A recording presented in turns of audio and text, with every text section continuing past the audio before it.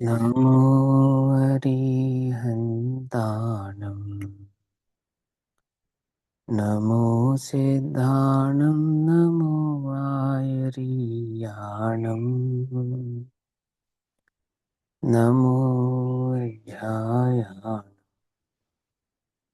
नमो लोये सवसाहुणम्।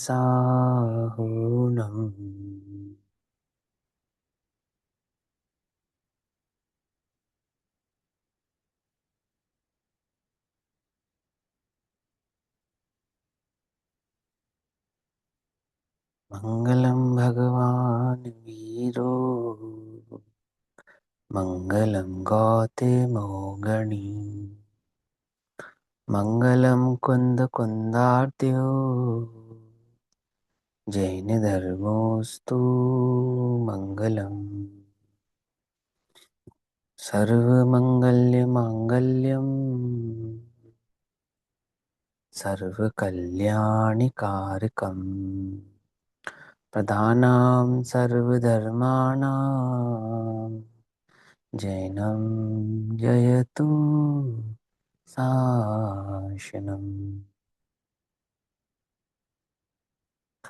सर्वव्यापीकचिद्रूप स्वरूपाय परात्मने स्वोपलब्धिप्रसिद्धाय ज्ञानानन्दात्मने नमः।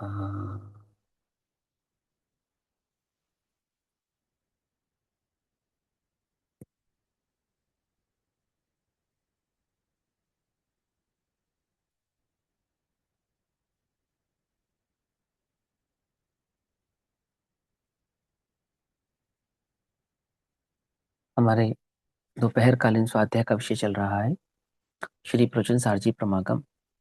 श्री प्रवचन सारजी प्रमागम का स्वाध्याय हम सभी आचार्य अमृतचंद्र देव द्वारा रचित तत्व प्रदीपिका तथा आचार्य जयसेन देव द्वारा रचित तात्पर्य वृत्ति टीका के आधार से कर रहे हैं। भाव चल रहा है ज्ञेय तत्व प्रज्ञापन महा अधिकार के अंतर्गत ज्ञान ज्ञेय विभाग अधिकार का, और ज्ञान ज्ञेय विभाग अधिकार में भी विशेष भेद ज्ञान अधिकार की चर्चा चल रही है, जिसमें गाथा क्रमांक 154 154 नंबर की हम गाथा सभी लोग पढ़ रहे हैं। पेज नंबर 418 गाथा पाठ पढ़ते हैं। गाथा बतलाती है कि अब आत्मा की अन्य द्रव्य के साथ संयुक्तता होने पर भी, अर्थात जो चैतन्य नामक द्रव्य है वह किसी अन्य द्रव्य के साथ मिलता है, संयुक्त होता है, और संयुक्तता होने पर जो असमान जाति आदि द्रव्य बनाता है, ऐसा होने पर भी अर्थ निश्चयात्मक अस्तित्व को, अर्थात अपने अस्तित्व को, वस्तु अपने अस्तित्व को अपने स्वरूप अस्तित्व में स्वपर विभाग के हेतु के रूप में समझाते हैं। अर्थात निश्चयात्मक अस्तित्व में ही रहती है, अर्थात चैतन्य जीव पुद्गल रूप और पुद्गल जड़ जीव रूप होता नहीं है। ऐसा गाथा पाठ। तम सद्भावनिबद्धम दवसहावन्तिहासमखादम् जानादिज सव्यपम न मुहदीसो अनन्न देवी यमहि विविध भेद में सत निबद्ध अरु तीन रूप जो द्रव्य स्वभाव जो जाने वह जीव नहीं करे जो जाने वह जीव करे नहीं अन्य द्रव्य में मोह विभाव। अन्य द्रव्य में मोह का विभाव नहीं करता है, मोह रूपी विभाव को नहीं करता। कौन? जो जीव अपने स्वरूप अस्तित्व को भली प्रकार से जानता और पहचानता है। और जो अपने स्वरूप अस्तित्व को भली प्रकार से जानेगा पहचानेगा वो कैसा है कि निर्मोह भाव से परिणत होने वाला अबंध भाव को भी प्राप्त होता है। 419 नंबर का पेज है। यहाँ पे आचार्य अमृतचंद्र देव टीका करते हैं, टीका पढ़ते हैं। टीका बस ये समझाती है कि असमान जाति द्रव्य पर्याय में जो वास्तव में भेद ज्ञान करना जानते हैं और उस असमान जाति द्रव्य पर्याय में जीव को जीव और पुद्गल को पुद्गल पहचान कर जीव भाव में ही अपनापन स्थापित करते हैं, वास्तव में वे ही जीव मोह के अभाव को कर सकते हैं या कर पाते हैं। बस इतना भाव समझाना है। देखो, कहते हैं कि जो द्रव्य को निश्चित करने वाला स्वलक्षणभूत स्वरूप अस्तित्व कहा गया है वह वास्तव में द्रव्य का स्वभाव ही है। ठीक, इसकी चर्चा हम कल कर चुके हैं। क्योंकि द्रव्य का स्वभाव अस्तित्व निष्पन्न अर्थात अस्तित्व का बना हुआ है। कैसे अस्तित्व का बना हुआ है? कि द्रव्य गुण पर्याय रूप से तथा द्रव्य उत्पाद व्यय रूप से त्रयात्मक भेद भूमिका में आरूढ़ द्रव्य स्वभाव ज्ञात होता हुआ पर द्रव्य के प्रति मोह को दूर करके स्वपर के विभाग का हेतु होता है। इसलिए स्वरूप अस्तित्व ही स्वपर के विभाग की सिद्धि के लिए पद पद पर अवधारित करना अर्थात लक्ष्य में लेना चाहिए। अब वह किस प्रकार से लक्ष्य में लिया जाता है, वह इस प्रकार है। तो पहला पैराग्राफ तो हमने कल डिटेल में समझा था। अब आगे जो पैराग्राफ है इसको समझते हैं। बिल्कुल साधारण सी बात है। यहाँ कहते हैं पहली लाइन में, चेतनत्व का अन्वय जिसका लक्षण है। किसका लक्षण है? चेतनत्व का अन्वय जीव नामक द्रव्य का लक्षण है। तो ऐसा वो जो द्रव्य, चेतन द्रव्य, पहली लाइन द्रव्य के संदर्भ में, दूसरी लाइन गुण के संदर्भ में और तीसरी लाइन पर्याय के संदर्भ में। कि हम किस द्रव्य गुण पर्याय की बात करेंगे? जीव नामक द्रव्य के, जीव नामक गुणों के और जीव नामक गुणों की जीव नामक पर्याय की चर्चा हम करेंगे, उसके लक्षण से समझाएंगे। चेतनत्व का अन्वय जिसका लक्षण है ऐसा द्रव्य है। चेतनत्व का विशेषत्व अर्थात चेतनत्व का विशेष बना जिसका लक्षण है वह गुण है। और चेतनत्व के व्यतिरिक्त जिसका लक्षण है ऐसी पर्याय है त्रयात्मक, ऐसा स्वरूप अस्तित्व है। ठीक, जीव द्रव्य का स्वरूप अस्तित्व कैसा है? कि चैतन्य रूप द्रव्य यानी जीव नामक द्रव्य, ज्ञान दर्शन नामक गुण और ज्ञान दर्शन नामक गुणों की वे पर्याय, ऐसा तीनों मिलाते हैं तो यह एक जीव द्रव्य बनता है। कौन है वो जीव द्रव्य? कि वह जीव द्रव्य मैं हूं, मैं हूं, है ना। गाथा क्या करेगी? मोह का अभाव करेगी।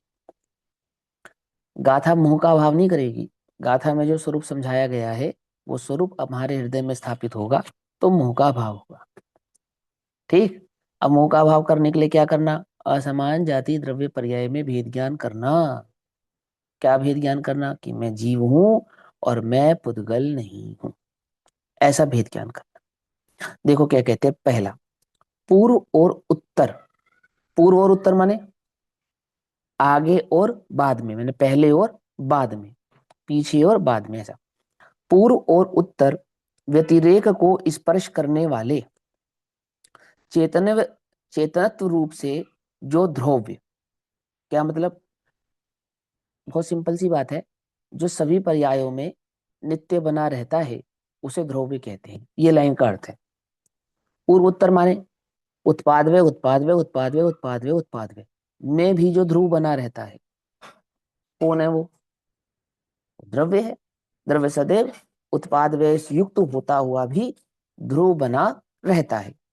और चेतन के उत्तर तथा पूर्व व्यतिरेक से जो उत्पाद और व्यय, यह त्रयात्मक स्वरूप अस्तित्व जिसका स्वभाव है, ऐसा मैं वास्तव में यह अन्य हूं। क्या कहा? ये जो ज्ञान दर्शन की, ज्ञान नामक गुण की, ज्ञान नामक गुणों को धारण करने वाले द्रव्य की जो ये उत्पाद व उत्पाद व उत्पाद व उत्पाद व नामक पर्याय होती है, उस पर्याय को यदि मैं लक्ष्य में लूं, मतलब क्या? कौन से? क्योंकि यहाँ पे पर्याय में भेद ज्ञान हो रहा है ना। तो असमान जाति द्रव्य पर्यायों में दो पर्याय हैं, एक ज्ञान की पर्याय है, एक जड़ की पर्याय है। तो यदि मैं चैतन्य द्रव्य के उत्पाद व ध्रुव्य को देखता हूं, किसके? ज्ञान के उत्पाद व ध्रुव्य को देखता हूं, और ज्ञान के उस उत्पाद वे में जो ध्रुव स्वरूप नामक द्रव्य जिसके आधार से वो ज्ञान का उत्पाद वे हो रहा है उसको देखता हूं, तो मुझे क्या समझ में आता है? मुझे ये समझ में आता है, ओहो मैं चैतन्य भिन्न हूं और ये शरीर जड़ भिन्न है। पकड़ में ही बात। पहले एक स्वरूप के अस्तित्व का, एक द्रव्य के स्वरूप का अस्तित्व का निर्णय किया। कैसे किया? उसके द्रव्य गुण और पर्याय से। कैसे किया? कि ज्ञान नामक जो पर्याय है, वो ज्ञान नामक पर्याय किसकी है? कि वो ज्ञान नामक पर्याय अपने गुणों से अभिन्न होती हुई अथवा अपने द्रव्य भाव से अभिन्न होती हुई वह जीव ही है, ऐसा मुझे समझ में आता है। ऐसा मेरे ज्ञान में ये बात मुझे पकड़ में आती है। ये कहते, देखो दोबारा रिपीट करता हूं। पूर्व और उत्तर व्यतिरेक को स्पर्श करने वाले चैतन्य रूप से जो ध्रुव्य है, और दो और तीन, एक नंबर में क्या बताया? ध्रुव। दूसरा और तीसरा क्या बताया? गुण और पर्याय। ये लिखा ना ब्रैकेट में, टू और थ्री। तो टू और थ्री का मतलब है गुण और पर्याय, और वन नंबर का मतलब क्या था? वहां पे ध्रुव का लक्षण बतलाया था। तो ध्रुव और ध्रुव का लक्षण के साथ गुण और पर्यायों का लक्षण। तो पूर्व और उत्तर व्यतिरेक को स्पर्श करने वाले चैतन्य रूप से जो ध्रुव है, और चेतन के उत्तर तथा पूर्व, पहले और बाद में, पहले और बाद में। अब चाहे तुम उसको स्थूल भाव से ले लो, चाहे उसको सूक्ष्म भाव से ले लो, कि वो पहले भी जीव था अब भी जीव है, पहले भी ज्ञान था अब भी ज्ञान है, ऐसा। और ज्ञान में उत्पाद व ऐसे ले लो, जैसे तुम्हें लेना वैसे ले लो। लेकिन चैतन्य के उत्तर तथा पूर्व व्यतिरेक से जो उत्पाद और वय, वह है त्रयात्मक स्वरूप। वह त्रयात्मक स्वरूप कौन सा? उत्पाद वय ध्रुव, उत्पाद वय ध्रुव, उत्पाद वय ध्रुव, उत्पाद वय ध्रुव। ये जो उत्पाद वय ध्रुव त्रयात्मक स्वरूप है, यह अस्तित्व है। और यह अस्तित्व जिसका स्वभाव है, ऐसा वास्तव में मैं अन्य हूं, अर्थात अपने द्रव्य गुण गुण पर्याय से लक्षित होता हुआ मैं अन्य द्रव्य से भिन्न हूं। समझ आई बात? मेरा ज्ञान भिन्न है, मेरे ज्ञान की पर्याय भिन्न है, और मैं ज्ञान नामक द्रव्य भिन्न हूं। किससे? अन्य द्रव्यों से भिन्न हूं, ऐसा। ठीक, आगे। अर्थात मैं पुद्गल से ये भिन्न रहा। ये ऐसा मेरे ज्ञान में क्या मुझे समझ में आया? अरे ये तो मैं चैतन्य पुद्गल नामक द्रव्य से भिन्न हूं, देह से भिन्न हूं, क्योंकि मैं जीव नामक द्रव्य हूं। ज्ञान दर्शन आदि मेरे गुण है, और ज्ञान दर्शन आदि गुणों की मेरी ज्ञान आदि पर्याय है, जीव आदि पर्याय है, चैतन्य आदि मेरी पर्याय है। तो मैं ऐसे अपने त्रयात्मक लक्षण से, ज्ञान नामक पर्याय सो मेरी, ज्ञान आदि नामक गुण आदि सो मेरे, और वह उन सबको धारण करने वाला यह मैं जीव द्रव्य, ये मैं रहा। अर्थात मैं पुद्गल से भिन्न नामक भिन्न एक द्रव्य हूं। और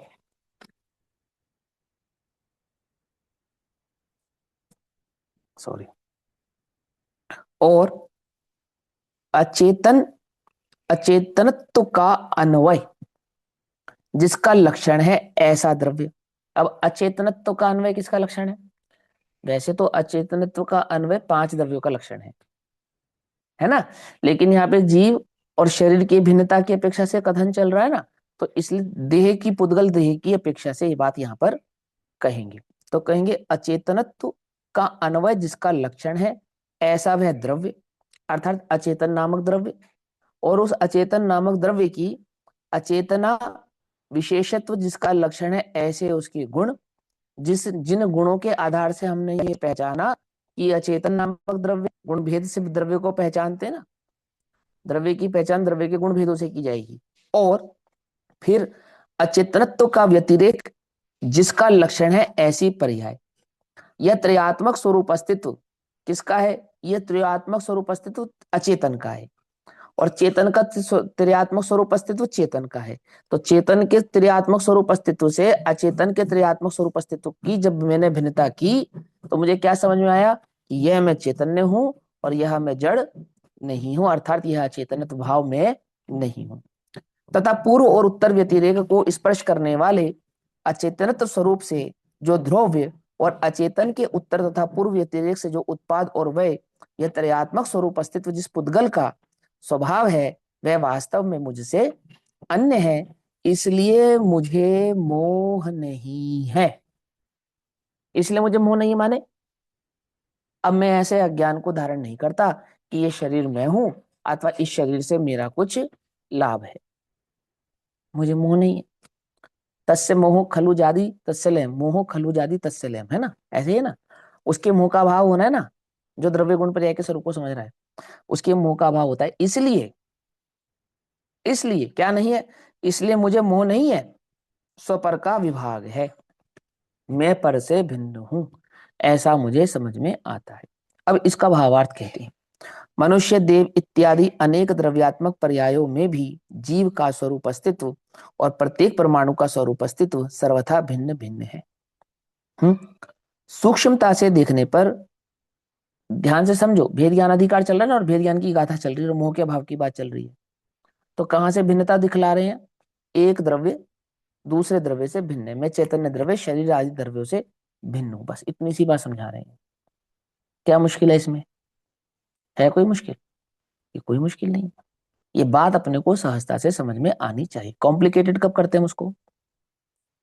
हम उसको कॉम्प्लिकेटेड तब बनाते हैं जब हम जो नहीं है उससे भिन्न देखने लगते हैं।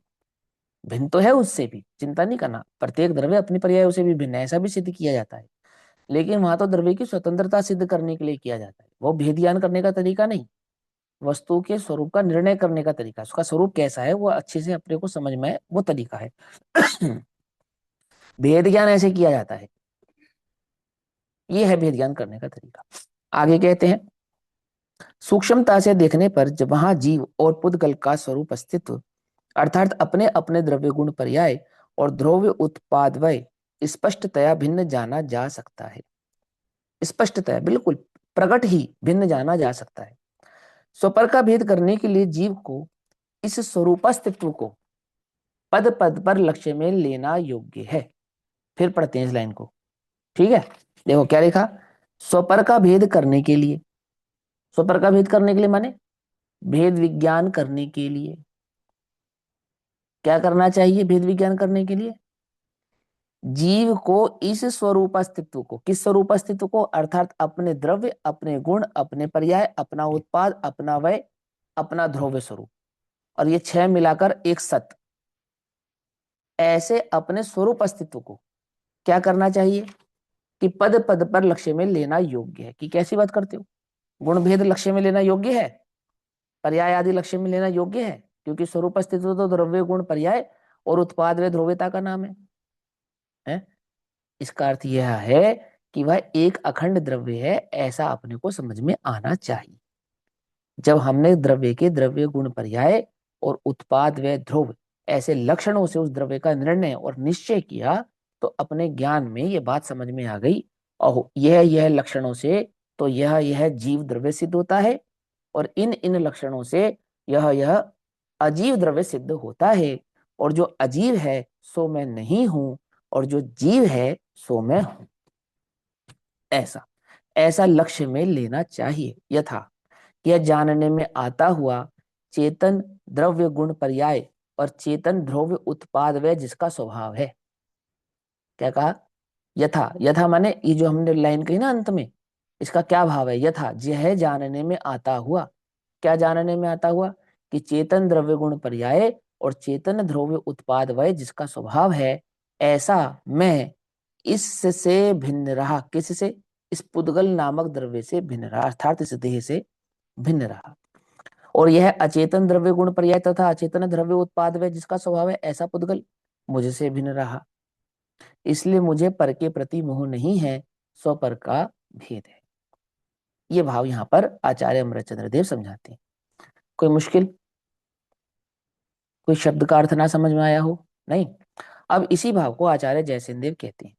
गाथा नंबर 154 पर जब आचार्य जयसेन देव टीका करते हैं, तो तात्पर्य वृत्ति में यह गाथा 166 हो जाती है।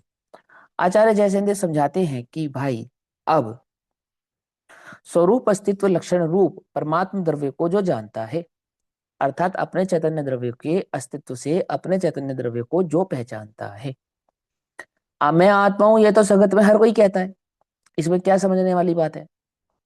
और मैं शरीर से भिन्न हूं, ये भी कोई हर कोई कहता है। परंतु मैं के अस्तित्व को जिसने द्रव्य गुण पर्याय और उत्पाद व ध्रुव लक्षण से पहचाना है, क्या कहा, कुछ बात समझ में आई? मैं की कल्पना नहीं की है, मैं हूं और मैं शरीर नहीं हूं, यह तो जगत में हर कोई कहता है। हर दर्शन शास्त्र को समझ स्वरूप को जानने वाला कहता है, सांख्य मती भी कहता है, अन्य मती भी कहता है, बौद्ध मती भी कहता है। कौन कहता है कि मैं शरीर हूं? हर कोई कहता है कि मैं शरीर से भिन्न चैतन्य भगवान आत्मा हूं, है ना। कोई अपने को ब्रह्मा कहता है, कोई ब्रह्मा का अंश कहता है, अलग अलग भाव से, पर हर कोई अपने को चैतन्य शरीर से भिन्न ये स्वीकार करता है। मुझे आनंदित होने के लिए मेरा ही आश्रय करने योग्य है, यह भी स्वीकार किया जाता है। मैं अंतर में अपने स्वभाव से प्रभु हूं, परिपूर्ण हूं, यह भी स्वीकार किया जाता है। तो फिर क्या अंतर है, कैसे मुझे अपने को चैतन्य मानूं तो सम्यक कहलाएगा, और कैसे मैं अपने को चैतन्य नहीं मानता हूं तो वह सम्यक नहीं कहलाता है। तो कहते हैं वस्तु के स्वरूप का निर्णय उसके अस्तित्व से किया जाता है, और वह अस्तित्व द्रव्य गुण पर्याय और उत्पाद व द्रव्यात्मक होता है। कुछ समझ में नहीं बात? और ये सारा का सारा जो स्वरूप अस्तित्व हुआ ना एक द्रव्य का, ये लक्ष्य कराने वाला कौन है? ये लक्ष्य कराने वाला जिनमत है। क्यों है जिनमत? क्योंकि वह केवल ज्ञानी के द्वारा कहा गया है, और इसीलिए केवल ज्ञान की सामर्थ्य वहां बतलाई कि केवल ज्ञान किसको कहेंगे, जो प्रकट अप्रकट दोनों ही भावों को हाथ पे रखे हुए आंवले की भांति एक साथ युगपत जानता हो। जो द्रव्य के द्रव्य भाव को, गुण भाव को, पर्याय भाव को, पर्याय के एक समय के अभाव को, भाव को और एक समय के उत्पाद व आदि भावों को भली प्रकार से जानता हो। और फिर वो एक समय का है, वो सिद्ध करने के लिए वो छह द्रव्य में काल द्रव्य के निमित्त आदि आदि, जितने आपने पूरा पढ़ा ना, पूरा स्ट्रक्चर समझा आपने, वो सारा का सारा स्ट्रक्चर आपको सिर्फ इतनी बात समझाने के लिए है कि किसी भी द्रव्य का जो स्वरूप अस्तित्व होता है वो कैसा होता है कि वो अपने द्रव्य, अपने गुण, अपने पर्यायों से लक्षित होता हुआ अपने उत्पाद व ध्रुव्यात्मक स्वरूप में स्थापित होता है, ये समझाने के लिए। और वो उत्पाद व ध्रुव्यात्मक एक समय का है, आदि आदि आदि जितना विस्तार है ना, ये सारा विस्तार एक द्रव्य के अस्तित्व को समझाने के लिए।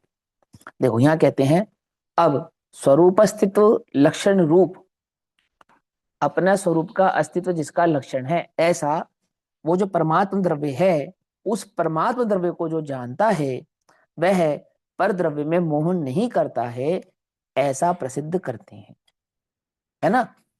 मेरे पास एक क्वेश्चन आया था, भैया आपने 80 नंबर की गाथा से इसको लिंक कैसे किया? ऐसे किया, लिखा है मोह का अभाव ऐसे प्रसिद्ध किया जाता है। और वहां मोह के अभाव करने की कसम थी, वो घोषणा थी ना कि जो द्रव्य गुण पर्याय के स्वरूप को, किसके? केवली के, अरहंत के। तो अरहंत के ही क्यों? क्योंकि हमें तुम्हें असमान जाति द्रव्य पर्याय में जीव भिन्न है और शरीर भिन्न है, ये बतलाना है। और इसका जीता जागता जीवंत उदाहरण है अनंत भगवान। क्या? कि वो अनंत भगवान सदेह में होते हुए भी विधेय हैं, तो वो तो तुम्हें समझ में आते हैं ना, उनका सदेह में रहता हुआ विधेयपना समझ में आता है ना, कि हाँ आता है। तो जिन लक्षणों तो तुम्हें समझ में आ रहा था उनका सदेह में रहता हुआ विधेयपना, वो लक्षणों से नहीं, तो फिर किन लक्षणों से? स्वरूप अस्तित्व लक्षणों से समझ में आना चाहिए कि देह भिन्न है और चैतन्य भिन्न है। जैसा इस लोक में अनंत भगवान का देह भिन्न है और चैतन्य भिन्न है, ऐसा ही मेरा देह भिन्न है और मैं चैतन्य द्रव्य भिन्न हूं। ये बात मुझे समझ में आनी चाहिए। ये है अरहंतों से अपने स्वरूप अस्तित्व का निर्णय करना। ठीक, आगे सुनो। जानता है, जो करता जानता है, जो जानता है, जो जानने का करता है, कौन? किसको जानता है? क्या जानता है? कि जो पूर्वोक्त परमात्म द्रव्य स्वभाव को जानता है, पहले कहे गए द्रव्य के स्वभाव को जो भली प्रकार से जानता है। किस द्रव्य के स्वभाव को? परमात्म नामक द्रव्य के स्वभाव को। परमात्म द्रव्य किसका नाम है? जीव नामक द्रव्य का। किस जीव नामक द्रव्य का? मैं जीव नामक द्रव्य परमात्म स्वभाव वाला हूं, मेरा। ऐसा किस विशेषता वाले परमात्म द्रव्य स्वभाव को जानता है? क्या विशेषता है उस परमात्म द्रव्य की? कि जो स्वभाव या स्वरूप सत्ता है उसके अधीन या तन्मय है। क्या कहा? जो उसके अधीन है। जीव स्वतंत्र है या अधीन है? स्वतंत्र होना चाहिए ना, ये तो अधीन बना रहे हैं? अधीन है अर्थात इस आधार से जाना पहचाना जाता है ना। उसमें जो तन्मय रहता है, अर्थात एक द्रव्य अपने द्रव्य गुण पर्याय अपने उत्पाद व स्वभाव में तन्मय रहता है, तन्मय रहता है, वह सद्भाव निबद्ध है, अर्थात वह सत्ता भाव से प्रस्तुत है, प्रकट है। सद्भाव निबद्ध अर्थात इस प्रकार सत्ता से निबद्ध है, निबद्ध है माने बधा हुआ है, इस प्रकार अपने सत्ता स्वभाव से प्रकट है, इस प्रकार अपनी सत्ता से अपने भाव को प्रकट करता है। ऐसा कोई भी द्रव्य अपनी सत्ता को कैसे प्रकट करेगा? कोई भी द्रव्य है, उसका अस्तित्व है, उसके अस्तित्व की सिद्धि कैसे होगी? कैसे होगी? कि किसी भी द्रव्य के अस्तित्व की सिद्धि द्रव्य के द्रव्य गुण पर्याय भाव के बिना नहीं हो सकती, और द्रव्य गुण पर्याय की सिद्धि द्रव्य के उत्पाद व ध्रुव पिना के बिना बना भी सिद्ध नहीं हो सकती। ऐसे काल द्रव्य की सिद्धि की तो सब किया ना, उसमें उत्पाद व ध्रुव भी सिद्ध करके बतलाया और द्रव्य गुण पर्याय भी सिद्ध करके बतलाया, और उसको एक वह भिन्न द्रव्य है यह भी सिद्ध करके बतलाया। तो इतनी मेहनत क्यों की? क्योंकि किसी भी वस्तु को वो है, उसके अस्तित्व को यदि हम सिद्ध करेंगे तो अस्तित्व सिद्ध होने में ये 6 सत्य चाहिए ही चाहिए। यदि ये 6 सत्य उस अस्तित्व में सिद्ध नहीं होते हैं तो फिर उसका अस्तित्व भी सिद्ध होता नहीं। समझ नहीं बात? ये आपने द्रव्य सिद्ध नहीं किया, गुण सिद्ध नहीं किए, पर्याय सिद्ध नहीं की और उत्पाद व ध्रुव सिद्ध नहीं किया, तो क्या सिद्ध नहीं हुआ? द्रव्य का अस्तित्व ही सिद्ध नहीं हुआ। और इन सबसे संयुक्त होता हुआ द्रव्य कैसा है? कि सद्भाव निबद्ध है, अर्थात अपनी सत्ता के भाव को यानी कि प्रकट करता हुआ इस प्रकार से प्रस्तुत है, बधा हुआ है, प्रस्तुत है। पुनः वह किस विशेषता वाला है तथा और क्या विशेषताएं हैं उस द्रव्य में? उत्तर, वह तीन प्रकार से कहा गया है। वो जो परमात्मा नामक द्रव्य है, उस परमात्मा नामक द्रव्य को तीन प्रकार से कहा जाता है। कौन कौन से तीन प्रकार से कहा जाता है? ज्ञान आदि गुण से कहा जाता है, और वो ज्ञान आदि गुण की जो प्रमुख और विशेष विशिष्ट प्रकट पर्याय हैं वो केवल ज्ञान है, तो केवल ज्ञान आदि गुणों से कहा जाता है। और सिद्धत्व आदि विशुद्ध पर्यायों से कहा जाता है। और तथा उन दोनों के आधारभूत परमात्म द्रव्यपना इस प्रकार, माने द्रव्य से इस प्रकार उक्त तीन रूप लक्षण वाला है। मतलब क्या हुआ कि वह जो परमात्मा नामक द्रव्य है, जो द्रव्य गुण पर्याय भाव वाला द्रव्य है, वो द्रव्य कैसे समझाया जाता है कि त्रयात्मक लक्षणों से किसी भी द्रव्य की सिद्धि की जाती है, द्रव्य से, गुण से और पर्याय से। तो उस द्रव्य का जो ज्ञान आदि, जो केवल ज्ञान आदि गुण है, सिद्धत्वादी जो उसकी पर्याय है, और चैतन्यवादी जो उसका द्रव्यपना है, ऐसा उत्पाद व ध्रुव्यपना अथवा द्रव्य गुण पर्यायपना ही किसी द्रव्य की सिद्धि के लिए मुख्य कारण है, मुख्य तरीका है कि यह द्रव्य है, सिद्ध किया जाता है। उसी प्रकार शुद्ध उत्पाद वय तथा ध्रुव्य, इन तीन रूप से पूर्वोक्त स्वरूप अस्तित्व है। पकड़वाई बात, वो छह चीजों से किसी भी द्रव्य की सिद्धि की जाती है। परमात्मा द्रव्य की सिद्धि कैसे की? कि द्रव्य गुण पर्याय से। तो कौन से द्रव्य गुण पर्याय लिए उन्होंने? वो सिद्ध भगवान के द्रव्य गुण पर्याय लिए। और उन वो जो द्रव्य गुण पर्याय होंगे तो कैसे होंगे कि उत्पाद व ध्रुव, उत्पाद व ध्रुव स्वभाव वाले होंगे, ऐसा। तो कहते हैं उसी प्रकार शुद्ध उत्पाद वय तथा ध्रुव, इन तीन रूप से पूर्वोक्त स्वरूप अस्तित्व है। उसके द्वारा भली भांति तीन प्रकार का कहा गया है। तीन प्रकार का कहा गया है, द्रव्य गुण पर्याय या उत्पाद व ध्रुव, ये छह मिलकर तीन ही कहलाते हैं। इसको कहते हैं त्रिधा, त्रयात्मक लक्षण, है ना। और एक त्रिधा एक और चीज होती है, भूत भविष्य वर्तमान त्रिकाली, इसको भी त्रिधा कहते हैं। जो था, जो है, जो रहेगा, है, ऐसा ऐसा ऐसे कहा गया है, ऐसा प्रतिपादित किया गया है। प्रतिपादित किया गया यानी प्रस्तुत किया गया है, समझाया गया है, बतलाया गया है। क्यों? क्योंकि उसका अस्तित्व इसी प्रकार से है, इसलिए। पुनः आत्म स्वभाव कैसा है? उत्तर, कि सविकल्प पूर्वोक्त द्रव्य गुण पर्याय रूप से भेद सहित है। फिर कहता हूं, आत्मद्रव्य कैसा है? अभी कक्षा शुरू करने से पूर्व ही पता नहीं किसने पूछा था प्रश्न कि भैया विकल्प किसका है, जीव का है या पुद्गल का है, ऐसा कुछ प्रश्न था। देखो क्या लिखा है, अभी वो उत्तर मैं बाद में दूंगा क्योंकि थोड़ा थोड़ा अलग है ना, ये समझो पहले। सविकल्प पूर्वोक्त द्रव्य गुण पर्याय रूप से भेद सहित है। द्रव्य कैसा है? वस्तु कैसी, अस्तित्व कैसी है? कि वो एक अखंड अस्तित्व, अखंड होता हुआ उसमें द्रव्य गुण पर्याय के तीन स्वभाव हैं, तो वो तीन स्वभाव हैं, उसको तो कहा भेद। और सविकल्प, सविकल्प, सविकल्प माने ज्ञान लक्षण वाला। क्या कहा? सविकल्प माने ज्ञान लक्षण वाला। विकल्प सो ज्ञान, निर्विकल्प सो दर्शन। क्या कहा? समझ में भाई, इतनी समझ में अब ये सबसे डेंजरस बात है कि जब दर्शन को हम निर्विकल्प कह दें, वो श्रद्धा गुण वाला दर्शन नहीं, देखने वाला दर्शन, तो अपने को लगता हो तो फिर निर्विकल्प अनुभव दर्शन गुण की पर्याय में होता होगा, है ना। ऐसा नहीं, ऐसा गड़बड़ गड़बड़ नहीं करना। वो तो लक्षण समझाती हैं। माने जो भेद करके ना जाने उसको कहते हैं निर्विकल्प, क्योंकि जानने का काम आत्मा में दो गुणों का है। क्या कहा? जानने का काम आत्मा में दो गुणों का है। कौन कौन से? ज्ञान दर्शन दर्शन। और ज्ञान। दर्शन और ज्ञान। कौन कौन सा? देखना, जानना और देखना, जानना और देखना, जानना और देखना। तो जानना तो हम ज्ञान के संदर्भ में कहते हैं, लेकिन देखने के संदर्भ में हम जानने का प्रयोग नहीं करते। लेकिन देखना भी एक प्रकार का जानना ही है। क्या कहा? देखना भी एक प्रकार का जानना ही होता है। लेकिन वो देखना कैसा है? निर्विकल्प देखना है, अर्थात वो ये नहीं जान पाता कि कौन क्या है बस इतना जानता है, इसलिए उसको कहते हैं निर्विकल्प। और कौन क्या है इस भेद से जो जानता है उसको कहते हैं सविकल्प।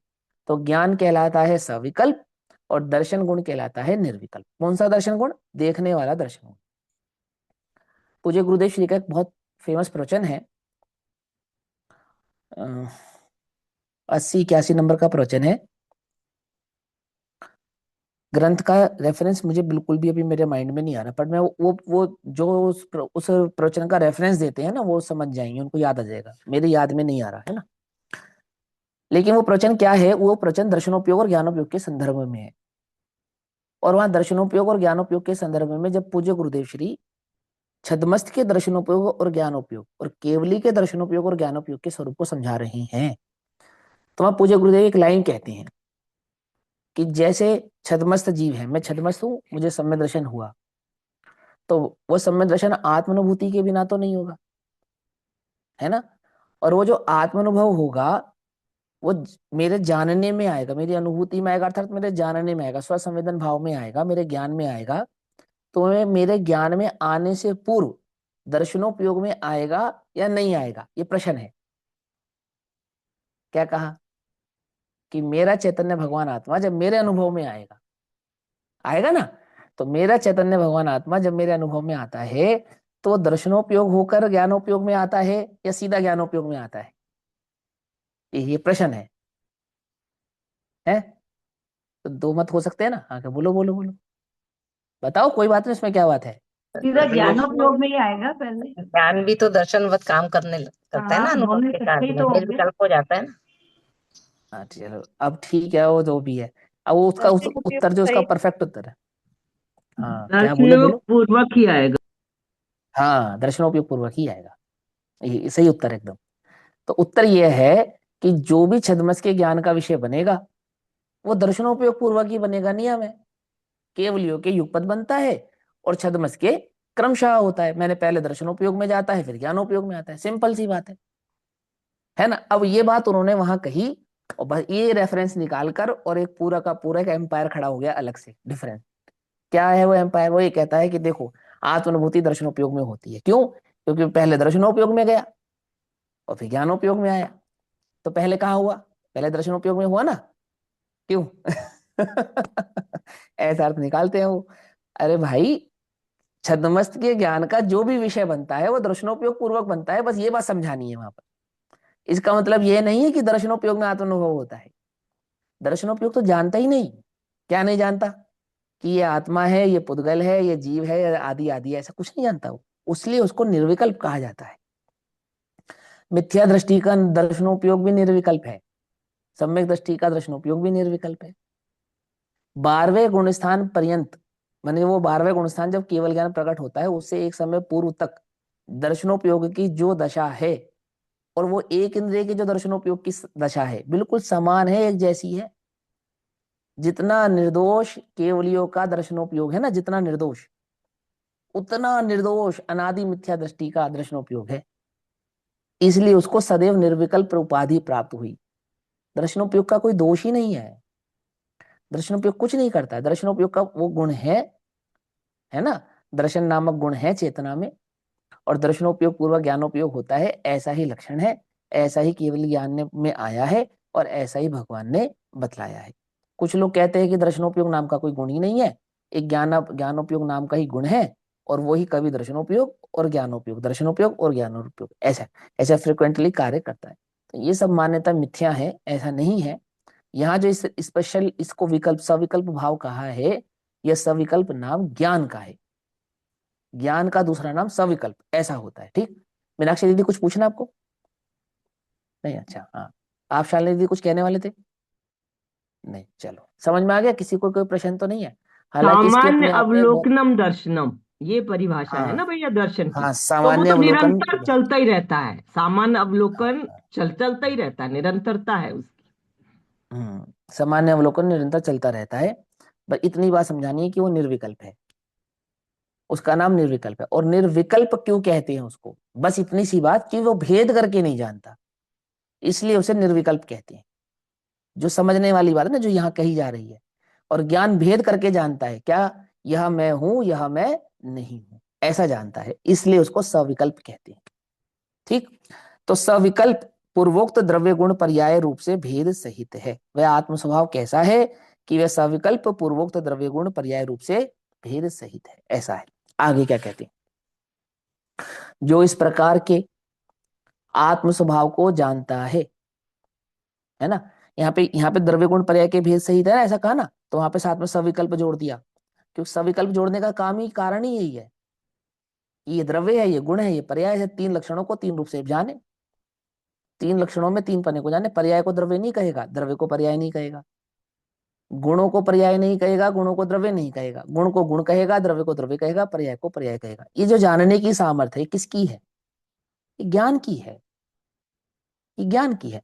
लेकिन अब इसी शैली को जब समय सार में कहेंगे तो वो क्या कहेंगे कि तीन भेद हैं परंतु वस्तु अभेद है।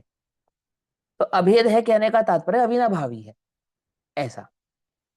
अविनाभावी कहने का मतलब जैसे दो द्रव्यों में भेद होता है, ऐसा द्रव्य गुण पर्याय में भेद नहीं होता है। तो क्या हो जाता है, वो द्रव्य गुण पर्याय से अभेद हो जाता है। अभेद किस अपेक्षा से कहा? जैसे दो द्रव्यों की भेदपना है, ऐसा एक द्रव्य में द्रव्य द्रव्य गुण पर्याय का भेदपना नहीं है, इस अपेक्षा से वो एक द्रव्य क्या हो गया? अभेद हो गया। लेकिन उसमें लक्षण भेद नहीं है, ऐसा नहीं है, लक्षण भेद तो है। अहम एक खलु शुद्धो नान दंसन समग्गो, ये सब बातें समझाएंगे ना, और आगे आगे उसका विस्तार करेंगे, और फिर वो ज्ञान को मुख्य करेंगे। ज्ञान को मुख्य क्यों करेंगे? क्योंकि वो ज्ञान से ज्ञान नामक द्रव्य, ज्ञान नामक गुण, ज्ञान नामक पर्याय तीनों लक्ष्य में आती है। और अलक्ष्य कैसा, माने लक्ष्य में अभेदपना कैसा, कि मैं ऐसा एक चैतन्य तत्व हूं, ऐसा अपने को स्वरूप को समझ में आता है। बस वो गुण भेदों में उलझ कर नहीं, अर्थात गुण भेदों के माध्यम से द्रव्य का लक्षण समझकर अब उस द्रव्य का आनंद लेता है, ऐसा।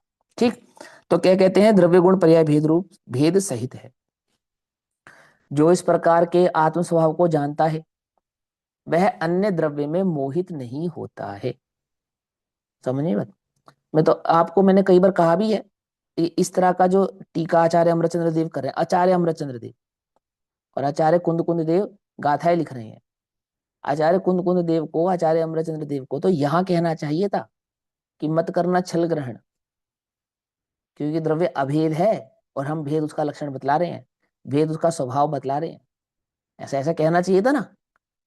क्यों? क्योंकि मुमुक्षु का आत्मा अभेद है?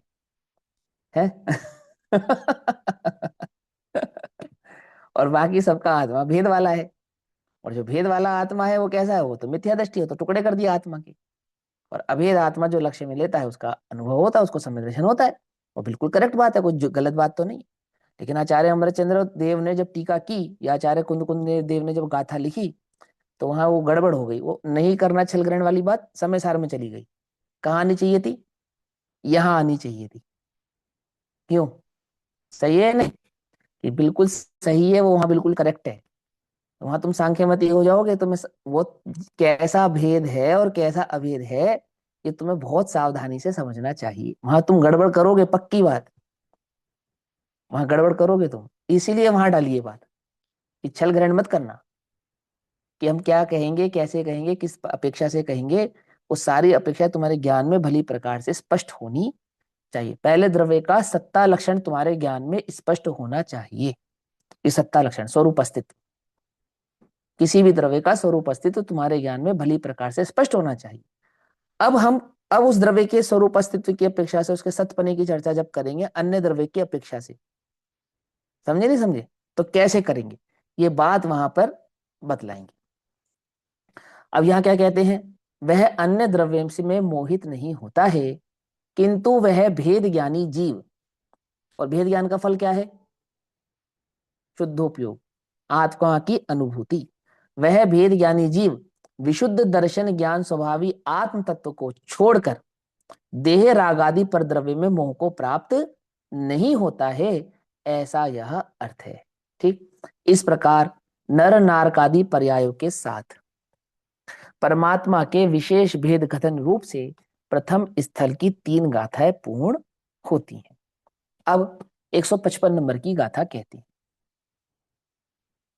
अब आत्मा को 11 गाथाएं टोटल कहनी है इनको, तीन पूरी हो गई, अब 9 बची, 8 बची है ना।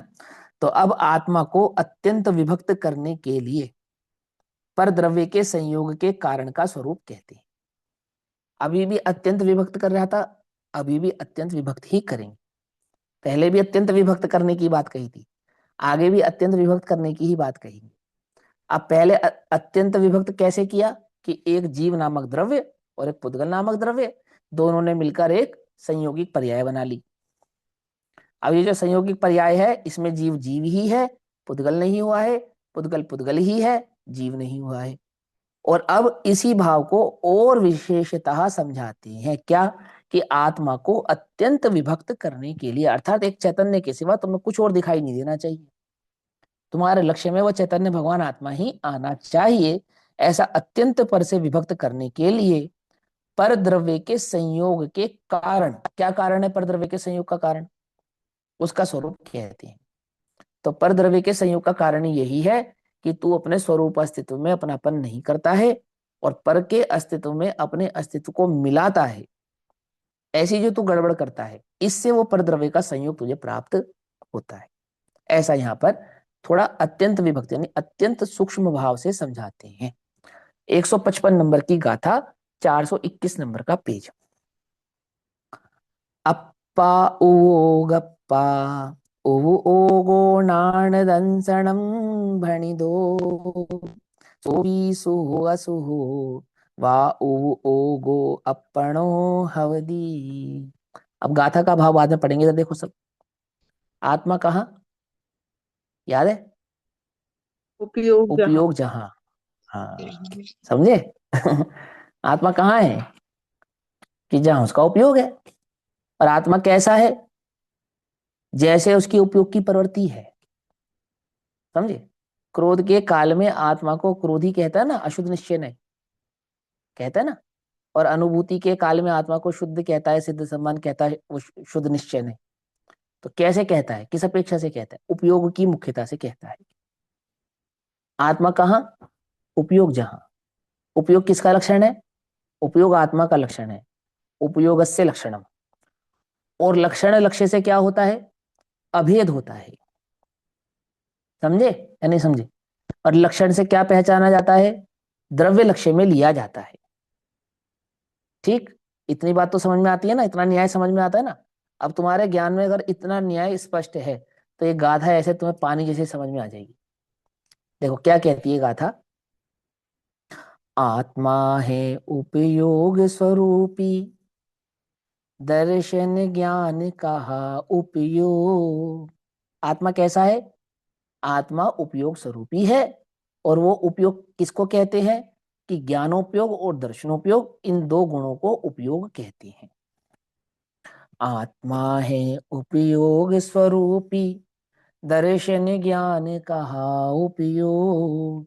आत्मा का उपयोग वही, शुभ और अशुभ द्वय रूप कहा।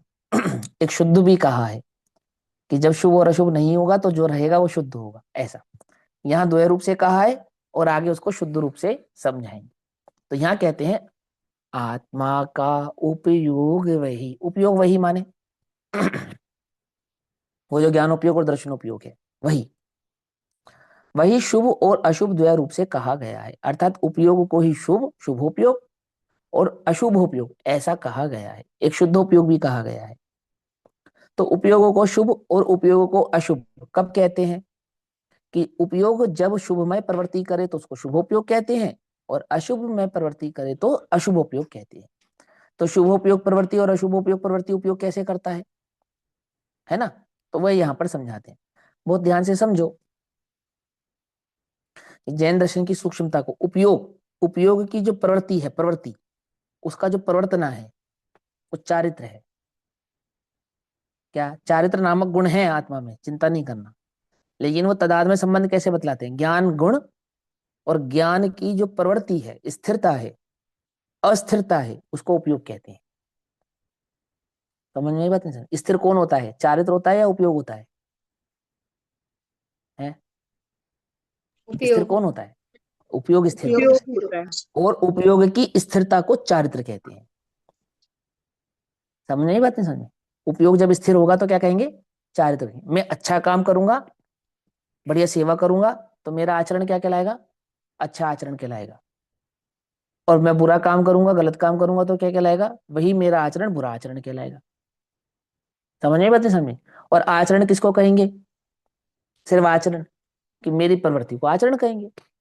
यानी मैं अलग हूं और मेरी प्रवृत्ति अलग है? अरे नहीं भाई, तुम जो प्रवृत्ति करोगे उसका नाम आचरण है। कुछ क्या समझ में आ रही बात? समझ में आ रही है? मैं अलग और प्रवृत्ति अलग, ऐसा थोड़ी। मैं जो प्रवृत्त हूँ आचरण है। आई बात समझ में? मैं आंख बंद करके बैठ जाऊं तो कोई पूछे भैया क्या कर रहे हैं, तो तुम कहो भैया ध्यान कर रहे हैं, तो वो क्या बतलाया तुमने मेरे बारे में? मेरे चारित्र गुण की पर्याय बतलाई। समझना, स्थूल उदाहरण दे रहा हूं। कर कौन रहा है? कर मैं रहा हूं, लेकिन मेरे उस करने को कैसे समझाते हैं आप? अच्छे से, बुरे से, ऐसे ऐसे ऐसे लक्षणों से समझाते हैं। ऐसे उपयोग की प्रवृत्ति को चारित्र की गुण की अपेक्षा से समझाया जाता है। बहुत ध्यान से समझो, ये समझ में आ जाए तो फिर बात ही क्या है। दर्शन भी ऐसे समझाया जाता है। श्रद्धा नामक जो दर्शन नामक गुण है, श्रद्धा कौन करता है? श्रद्धा ज्ञान करता है। ज्ञान ने श्रद्धा कर ली, ये दर्शन से समझाया जाता है। दर्शन नामक गुण श्रद्धा नामक गुण से समझाया जाता है कि ज्ञान की श्रद्धा हो गई है। क्या श्रद्धा हो गई है? कि मैं ज्ञानमय भगवान आत्मा हूं, ऐसा समझे। और ये जो प्रश्न आया था स्टार्टिंग में कि भैया जो विकल्प है, विकल्प वो ज्ञान का है या पुद्गल का है? ये विकल्प किसका है? किसका है? बोलो भैया, आपको क्या लगता है किसका है विकल्प? किसका है? ज्ञान का है या पुद्गल का ज्ञान का है? है। उद्गल का है। जो ज्ञान अभी पुद्गल में लगा हुआ है उसका। नहीं, ज्ञान का ही, जीव का ही हुआ ना। पहले तो बताओ कि पुद्गल का है किसने कहा? ये तो सुना है मैंने, पुद्गल का है किसने कहा है? गलत नहीं कहा, सही कहा है, लेकिन कहा किसने है? चलो किसी मैंने ने भी कहा कहा होगा। है। मैंने कहा पुद्गल का है विकल्प, चारित्र मोह का विकारी परिणमन है, पर आश्रय उसने हाँ पर का लिया हुआ है। हाँ कर्म। हाँ, ये माला आंटी जी ने इसको स्पष्ट कर दिया कि उसने प्रकाश ने लिया हुआ है, ऐसा है ना? इसलिए क्योंकि पुद्गल में लगा हुआ है। देखो सुनो ध्यान से, जब आप उसको चारित्र गुण का परिणमन कह ही रहे हो, तो आप उसको पुद्गल का है ऐसा कैसे कह सकते हो? पहले ये समझना ध्यान से, पहले बात को अच्छे से समझना है ना। उसका विश्लेषण जो करूंगा वो तुम्हें तब समझ में आएगा। यानी कि चारित्र नामक गुण पुद्गल के पास है, तभी तो वो पुद्गल का सिद्ध होगा। क्या कहा? पर्याय किसकी? कि अपने गुण की। वो विकारी है, वो अविकारी है, इसका निर्णय तो हम बाद में करेंगे। इसका निर्णय बाद में करेंगे। पहला निर्णय क्या है? पहला निर्णय यह है कि पर्याय किसकी है। जैसे शब्द नामक पर्याय है, तो इसका निर्णय कराया ना किसकी कहेंगे, क्योंकि शब्द नामक गुण तो किसी में नहीं है, जीव में भी नहीं है, पुद्गल में भी नहीं है, और पर्याय है, तो सिद्ध तो करना पड़ेगा भाई पर्याय किसकी कही। तो पर्याय का संबंध अपने गुण और अपने द्रव्य से होता है ना? होता है या नहीं होता है? किस पर के द्रव्य और गुणों से संबंध नहीं होता उसका, अपने द्रव्य अपने गुणों से उसका संबंध होता है। बहुत ध्यान से समझना, ये बात आपको समझ में आएगी तो आपके बहुत काम आएगी, क्योंकि ये बहुत बहुत बड़ी उलझन का विषय है कि विकल्प किस गुण की पर्याय है अथवा किसका है। ठीक, तो विकल्प चारित्र गुण की विकारी पर्याय है, ये बात जब सबको समझ में आती है, तो मेरा प्रश्न यह है कि वो चारित्र नामक गुण किसका है? छह द्रव्यों में चारित्र नामक गुण किसके पास है? जीव के पास है। तो जीव फिर के उसे पास। पुद्गल ये क्यों कहते हो? और पुद्गल का ऐसा क्यों कहते हो?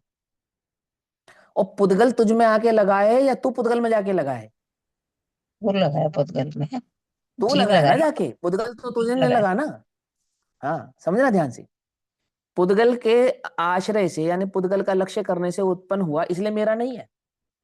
ये अध्यात्म की भाषा है कि वो एक अध्यात्म समय में। की वो अरे एक एक समय से समय कुछ की लेना, तो कोई ऐसी अच्छा। पर्याय बताओ जो एक समय की ना होती हो। केवल ज्ञान भी एक समय का होता तो मेरा नहीं है फिर नहीं, तो। स्वभाव कंटिन्यू वाला मतलब वाली बात है ना। ऐसा नहीं है, ऐसा नहीं है, ऐसा नहीं, ये ऐसे नहीं आता, ऐसे नहीं आता। हम्म, ऐसे अर्थ नहीं निकाले जाते इसके। ये अर्थ निकालने का जो तरीका है ये बिल्कुल गलत है। एक ठीक है ना? इसका पॉइंट आया मुझे कि इसको ऐसा भी कह सकते हैं क्योंकि ये चेतन नहीं है। विकल्प किसको कहते हैं? विकल्प विकल्प चेतन नहीं है, अचेतन है। अच्छा, अच्छा ठीक है, अब विकल्प किसको कहते हैं? अगर विकल्प चेतन नहीं है, विकल्प अचेतन है, तो विकल्प किसको कहते हैं, प्रश्न है मेरा। यानी ये विकल्प करता होगा क्योंकि अचेतन है, ये करता होगा। और पंडित टोडरमल जी ने क्या समझाया है? निर्विचार होने का अर्थ निर्विकल्प नहीं है। और कोई विकल्प ही ना हो, इसका नाम निर्विकल्प नहीं है। ज्ञान का विषय एक बन जावे, अन्य ना बने, उसका नाम निर्विकल्प है। और वो एक अपना स्वयं भगवान आत्मा हो बस, तो उसको निर्विकल्प कहते हैं। तुम्हें लगता है कि ये जो जानना हो रहा है, जानना हो रहा है, ये सब जो विकल्प हैं, इन विकल्पों को तुम मिटाना चाहती हो, तो तुम ज्ञान का ही मिटाना चाहती हो, ज्ञान को ही मिटाना चाहती हो। पुद्गल को जान लेने का नाम विकल्प नहीं है, पहले तो ये समझो आप। किसी चीज को जान लेने का नाम विकल्प नहीं है, और विकल्प कोई बुरी चीज नहीं है। ज्ञान का दूसरा नाम ही विकल्प है। भैया ज्ञान सौ का को सौ दूसरा, और पर को पर जान लेना यही निर्विकल्पता है ना। ये सौ भी, को हाँ, स्वरूप और ये पर को पर रूप जानना। और ज्ञान तो विकल्प है, मतलब विकल्पात्मक है ही उसको मतलब। लेकिन वो सौ को सौ जान ले और पर को पर जान ले तो निर्विकल्प हो जाता। अगर स्व को स्व जाने और पर को पर जाने, इसको वह निर्विकल्प हो गया, तो चौथे गुण स्थान में निर्विकल्प हो गया ना। चौथे गुण स्थान में निर्विकल्प हो गया, नहीं हो गया? क्यों? कि चौथे गुण स्थान में श्रद्धा की अपेक्षा से तो निर्विकल्प हो गया, चारित्र की अपेक्षा से निर्विकल्प नहीं हुआ है। अब ये क्या बात हो गई भैया? ये दो आंसर कहां से आ गए? श्रद्धा की अपेक्षा से तो चौथे गुण स्थान में निर्विकल्प हो गया, जैसा कि अभी वर्षा दीदी ने कहा कि स्व को स्व जाने और पर को पर जाने तो निर्विकल्प हो गया। तो चौथे गुण स्थान में निर्विकल्प हो गया या नहीं हो गया? तो कैसा निर्विकल्प हो गया? सिद्धो जैसा निर्विकल्प हो गया, केवली जैसा निर्विकल्प हो गया, कैसा निर्विकल्प हो गया? अब तो कोई विकल्प नहीं है ना उसको। अब उसके उपयोगों को शुभोपयोग और अशुभोपयोग सिद्ध नहीं कर पाओगे आप, क्योंकि निर्विकल्प हो गया वो तो। अब ये गाथा 155 है ना, ये सिद्ध नहीं होगी, उसके ऊपर लागू ही नहीं होगी, क्योंकि वो तो निर्विकल्प हो गया। लेकिन वहां वो निर्विकल्प हुआ है श्रद्धा की अपेक्षा से, ना कि चारित्र की अपेक्षा से। यानी विकल्प में कितने भेद पड़ गए? विकल्प का पहला भेद है ज्ञान, विकल्प का दूसरा भेद है श्रद्धा, विकल्प का तीसरा भेद है चारित्र। पकड़ में आई बात? या नहीं पकड़ में? इतनी बातें पहले समझो। वो तो विकल्प पुद्गल का है। अब तुम्हें कोई विकल्प उत्पन्न हुआ, पुद्गल, अरे पुद्गल है कहने का तात्पर्य क्या है? क्या है उसका अर्थ? आचार्य अमृतचंद्र देव की टीका पढ़ाऊं? विकल्प का कर्ता आत्मा है और बंध का कारण है वो। बंधे एक रागादिक अशुद्ध उपयोग सो। क्या है अशुद्ध उपयोग? किसको कहते हैं? विकल्प को कहते हैं, निर्विकल्पने को कहते हैं। उपयोग का अशुद्धपना, ये विकल्प कहलाएगा या निर्विकल्पना कहलाएगा? है, और ये तो पुद्गल का है, तो ये जीव के बंध का कारण कैसे हुआ? समझ में आई बात? नहीं समझ? अब वो पुद्गल का है, इसका निषेध नहीं कर रहा हूं मैं, उल्टा नहीं पकड़ना। लेकिन पुद्गल का है, ये बात तुम्हें समझ में नहीं आई है, ये उल्टा अर्थ है इसका। पूरा जितना अर्थ तुम निकालते हो, पूरा विपरीत अर्थ निकालते हो। तो पुद्गल का है, ऐसे कैसे पुद्गल का है? अरे पुद्गल तीन काल में निर्विकल्प होता है। ये इसको विकल्प करके दिखलाओ ना, ये कैसे कर कर दिखाएगा विकल्प? कर सकता है ये? नहीं कर सकता। स्वभाव नहीं है, विभाव है, मेरा नहीं है। तब प्रश्न उठा कि किसका है? जब मेरा नहीं है तो किसका है? तो कह देने भर के लिए कि पुद्गल का है तो ठीक है, कह देने भर के लिए, क्योंकि तूने उसके लक्ष्य से उठाया है। पर मान लेना ये गलत है। क्या कहा? कह लेना और मान लेना, कि हमने तो सीखा है कि मानना ही चाहिए, कहना नहीं चाहिए। तूने अभी विकल्प के स्वरूप को भली प्रकार से समझा नहीं। अब तुम निर्विकल्प और सविकल्प का जो स्वरूप पंडित टोडरमल जी ने कहा है, पहले तो वो पढ़ लो अच्छे से, है ना? और उसके बाद फिर मैं तुम्हें विकल्प किसका है किसका नहीं है सिद्ध करके समझाऊंगा। पुद्गल का है क्यों कहते हैं, जीव का है सो कैसे है, कैसे वो प्रकट होता है, किसकी गुण की पर्याय है, कौन उसका करता है, उसके फल का भोक्ता कौन है। विकल्प के फल का भोक्ता कौन है? बोलो। पुद्गल ही जीव जीव है। स्वयं है। गजब हो गया। जीव ये तो स्वयं है वो। महाअन्याय है, महाअन्याय। जैन दर्शन में इससे बड़ा अन्याय नहीं हो सकता। क्यों? कहते पुद्गल का हो और भोक्ता जीव है। गजब हो गया। इससे बड़ा अन्याय क्या होगा? करे कोई भोगे कोई, ऐसा नहीं होता। है? हाँ, ऐसा तो, ये तो आपने तो कह दिया पुद्गल का है और विकल्प करे पुद्गल और भोगे जीव। ऐसे होता है क्या? ये तो अन्याय हो गया नहीं हो गया? तो भी हम कहेंगे पुद्गल का है। सुनो, हम भी कहेंगे, जो कहेगा ना पुद्गल का है उसके साथ खड़े रहेंगे, हम कहेंगे हाँ पुद्गल का है। लेकिन उसका क्या मतलब है, उसका क्या अर्थ है, क्या उसका भाव है, ये तुम्हें अच्छे से समझ में आना चाहिए। ये आपने प्रश्न पूछा जीव विकल्प जीव का है या पुद्गल का है, ये प्रश्न पूछोगे तो मैं कहूंगा जीव का है। ठीक है, समझ में आई बात? नहीं समझ में? और कहते उसे पुद्गल का है, ये उसका उत्तर है। अब इसका विश्लेषण पूरा होना चाहिए तो बात समझ में आएगी, अन्यथा नहीं समझ में आएगी। मैं ये कभी नहीं कहूंगा कि पुद्गल का है, नहीं कहूंगा मैं। हाँ, लेकिन जहां ये सिद्ध किया होगा वहां मैं पक्ष में खड़ा हो जाऊंगा कि बिल्कुल पुद्गल का है। देखो जैन दर्शन की मान अर्थ समझना ध्यान से। बोलो भैया, आत्मा राग का करता है या नहीं है? उत्तर क्या है भी और नहीं भी। ये उत्तर है या नहीं है? बोलो, है ना? ऐसे ही राग, राग है ना, राग, राग का ही दूसरा नाम विकल्प है। समझे? अब तुम विकल्प अलग समझते हो, राग अलग समझते हो, तो कुछ समझ में नहीं आता।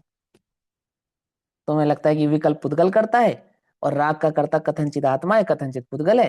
ऐसे ऐसे इन चीजों में उलझे रहते हो और जो तुम्हारे दिल में आता है सो अर्थ करते रहते हो।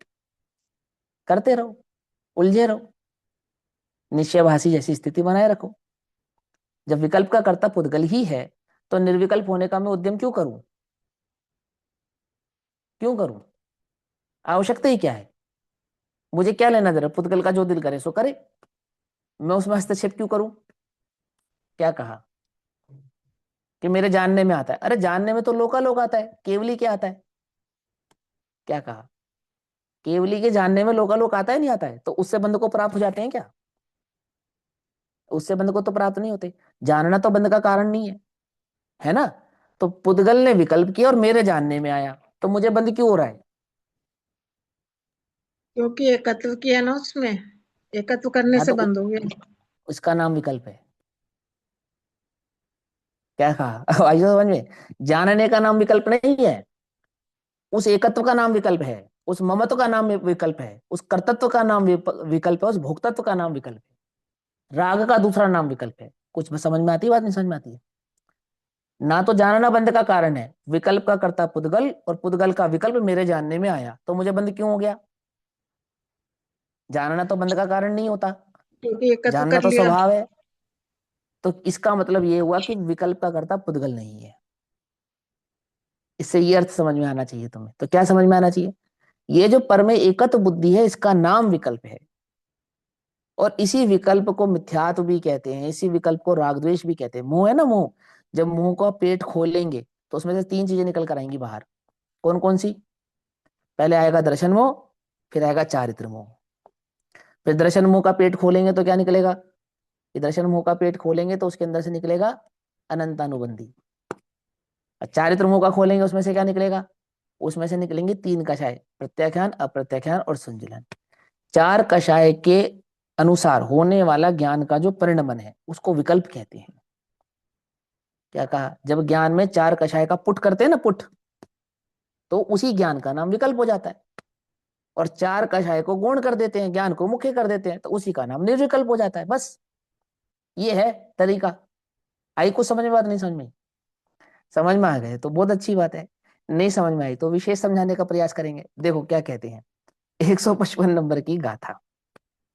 ये कहती है तो कि इसमें भैया आपने समझाया कि कषाय ही विकल्प है, जो हम हाँ, कषाय कषाय करते विकल्प हैं है, वही विकल्प है।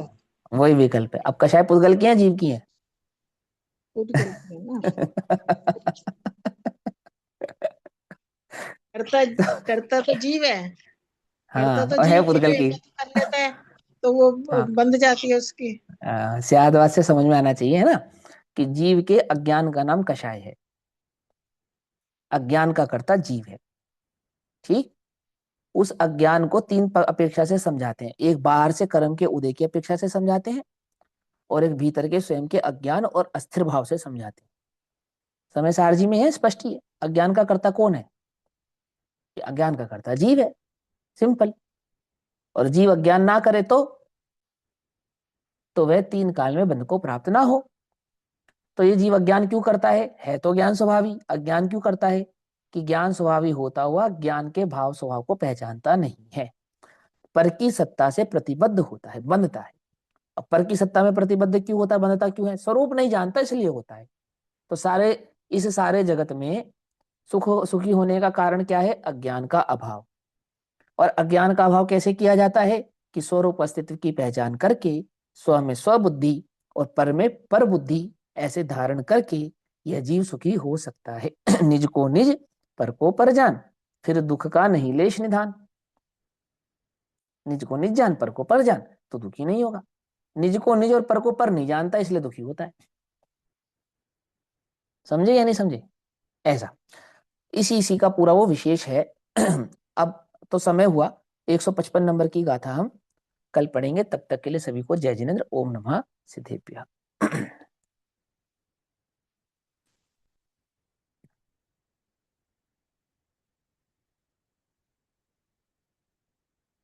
निज निधि निज में बताई अनंत पुकार, उसके लिए जिनवाणी माँ को वंदना शत बार। नमो